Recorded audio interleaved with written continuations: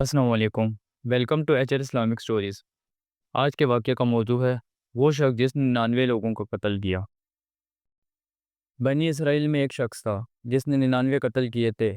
اسے توبہ کا خیال آیا تو ایک راہب عبادت گزار کے پاس گیا اور پوچھا، کیا میری توبہ قبول ہو سکتی ہے؟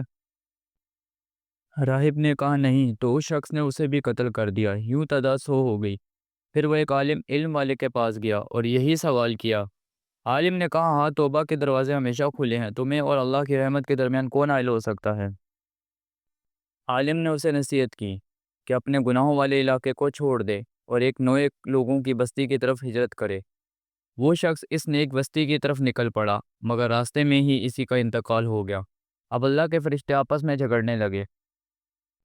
عذاب والے فرشتے کہنے لگے، یہ تو بہت گناہ گار ہے، اسے ہمارے حوالے کرو۔ رحمت والے فرشتے کہنے لگے، یہ تو توبہ کی نیت سے نکل چکا تھا، اسے معاف کیا جانا چاہیے۔ اللہ تعالیٰ نے زمین کو حکم دیا کہ وہ ناپ کے حساب سے اس نیک بستی کے قریب ہو۔ ناپنے پر پتہ چلا کہ وہ نیک بستی سے زیادہ قریب تھا، چنانچہ اللہ نے اسے معاف فرما دیا۔ سبق: اللہ کی رحمت ہر گناہ سے بڑی ہے، صرف نیت نہیں، عمل بھی ضروری ہے۔ کبھی بھی اللہ کی رحمت سے نا امید نہ ہو۔ علم والے علماء سے رجوع کرے، صرف ظاہری عبادت گزار سے نہیں۔ چینل کو لائک اور سبسکرائب کر دیں ایسی مزید ویڈیو دیکھنے کے لیے۔